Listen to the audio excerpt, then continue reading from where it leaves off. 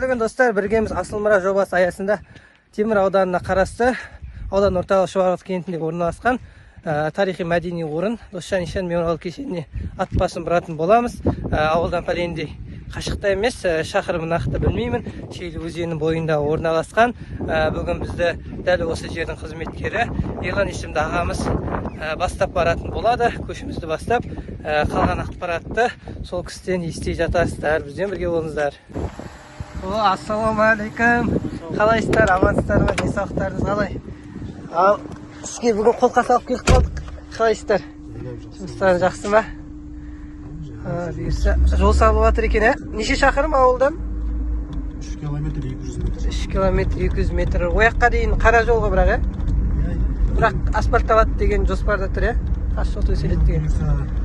Жылдың соңына дейін аяқталу керек. Жылдың аяғына дейін, және осы мен ойлаймын, неге Досжан Хазірет осы Темір ауданының бойын таңдады екен деп ше? Не себеп неден деп ойлайсыз өзіңіз? Басқа елді мекендерге қарағанда бұл жердің жері шалғын, өмір сүруге, халыққа енді ол кездерде қазіргі технология, техника жоқ қой. Ол жерде өз мүмкіншіліктерін қарап, соған реттелген жер деп ойлаймын. Соған қарай ыңғайласқан дейсіз ғой, шөлде, басқа да шөлейттерде ондай жерлерде материал, тал, ағаш деген сияқты дүниелер қиын. Бізде Темір ауданында табиғат қолайлы ғой. Енді осы жолмен баққа да, малға да, шаруашылықтың кез келгеніне айналыса беруге болады. келіп кетуші адамдар көп па бұл жерге жалпы? Келушілер аз деп те айта алмаймыз, көп деп те айта алмаймыз. Бел ортасында дейсіз ғой? Бел ортасында. Күнделікті қатынау қиыншылық тудырмай ма мына екі ортаға былай? Қиыншылық жоқ, ондай қатты бір жаздың кездерінде қиыншылық ондай не болмайды. Біздерде қиыншылық тек асфальтқа дейінгі осы уақытқа дейін қыстың көктемнің кездерінде болады. Бұлай уақытта ондай қиыншылық жоқ дейсіз ғой? Қар қатты жауған кезде, бораған кезде, жол көрмей қалып, шығып болған кезде, сондай кездерде шамалы қиындық болады.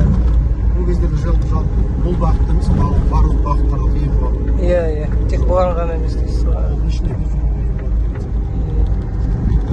сөйтіп осындай дүниелер, уақытта бұйырса осы жолымыз аяқталса,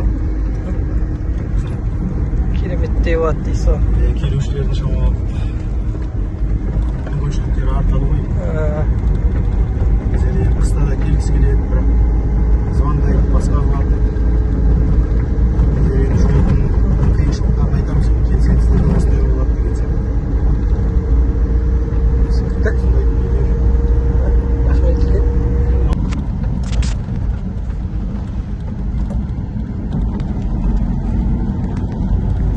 Су көрмейтін шығар, судың жағасына алып барайын. Суға мына жақта бір қарармыз.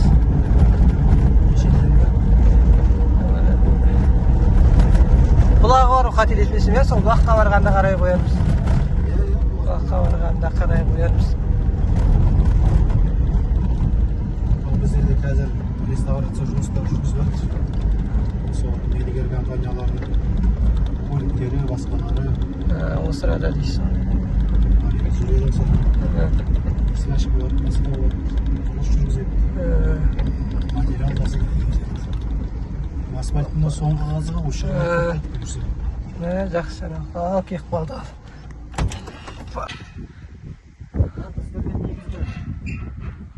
Негізгі есік ар жағында орналасқан.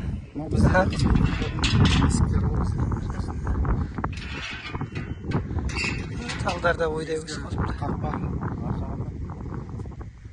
Керемет. Көрінбейме білмеймін, бірақ қақпаның ар жағында. Жобасына барғанда көрінетін шығар. Мына талдар қанша уақытта өскен талдар? Биылғы талдар өскен. Адам бойынан сәл асты, биыл отырғызып еді. Далалықта өсіру қиыншылық туғызбай ма бұлай? Жалпы қиыншылық жеміс талдарында қиыншылық. Бұлай жалпы андай қара талда, басқа да талдарда ондай қиыншылық жоқ. Айтарлықтай ма? Жаздың күндері болады енді. Қыстан келген андай қоянның басқа да аңдардың ана тауды жеп кетуіне байланысты өсіре алмай қаламыз. Түсінікті, түсінікті.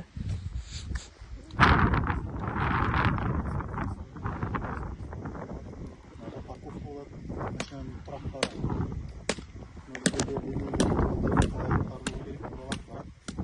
Сақталу керек, базарға істеу керек деген сияқты.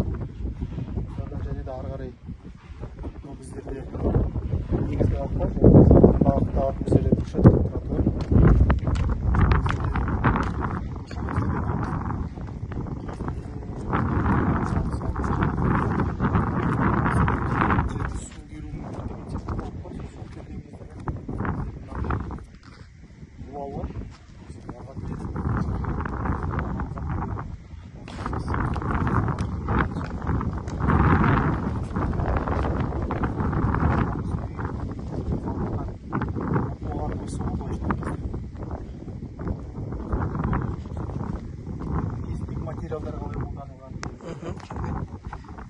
Тамаша, достар. Неге көріп тұрғандарыңыздай. Жардың қалыңдығы маған. Қандай сапамен салған сол уақытта. Бір құшақ болып шығамыз. Біздерде балдардың кезінде осындай жерде жатып оқыған. Анау біздерде төрт бұрышта көріп тұрсыздар ғой, сол кезінде кейін әйнек қойылады анаған. Ол кезінде қаланғанның саздары ғой, балшықтары көріп тұрсыздар ғой, андай кирпичтен. Сол туралы ақпарат ана жерде. Біздердің тек сыртан ғой, тек жауын. Оған бәрі ішінде сақталу болу керек та. Негізгі құндылық осы ішінде ғой. Осы саманында, материалында. Осындай жерде балдар кезінде оқыған, жатқан. Осындай жерде. Қазір интернат деп айтамыз ба? Қазір тілмен айтқанда дейсіз ғой. Тамаша. Ескіліктің еш шарты. Бала тәрбиелеу, білім, шариғат жолдан білім алу, біздер шариғаттан 12-ні оқытады. 12-ні ішінде бүкіл адамзатқа керек нәрсені бәрі бар айтады ғой. Біздерде амал, ақталу, естір, сол болады айтамыз. Сейітқали Нұржанов ағамыздың айтуы бойынша ол. Түсінікті. Сейітқали Нұржан аты алашқа мәлім кісі. Мына жерде шағын көшес, негізгі главный ход осы ара. Негізгі. Негізгі ход. Басты негіз, немесе негізгі. Бәрі қапталған. Аржағында бар. Қазылу керек әлі.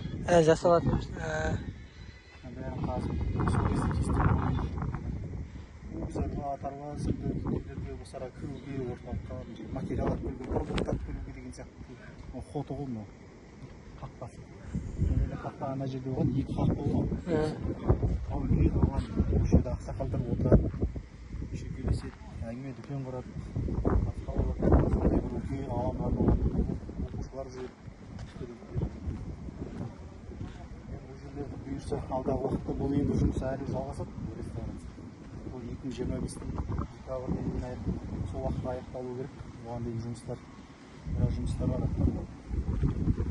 Сыртын қаптау, қалпына келтіру. Біздерде қарасаңыздар, нысан 3.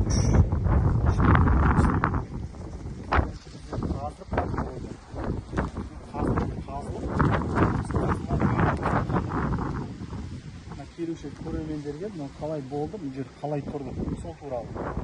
Мына екіншісі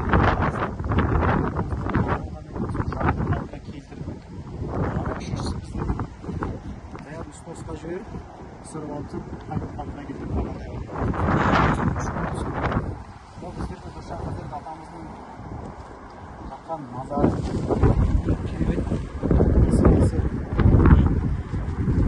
Бұл кезде құдығы бар қазір. Мешіттің жанында құдығы орналасқан осы алаңда.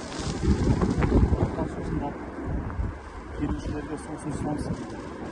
Осы жерде екі ұлы және өзі жерленген деп Дұршақазір атамыздың Болгарки елді мекенінде Абу Бакыр Кердер деген жыршы бар біздерде, жерленген сол кісінің кесенесі бар. Сол кесенесінде Ол кісінің жырларын қарасаңыздар, Болгарка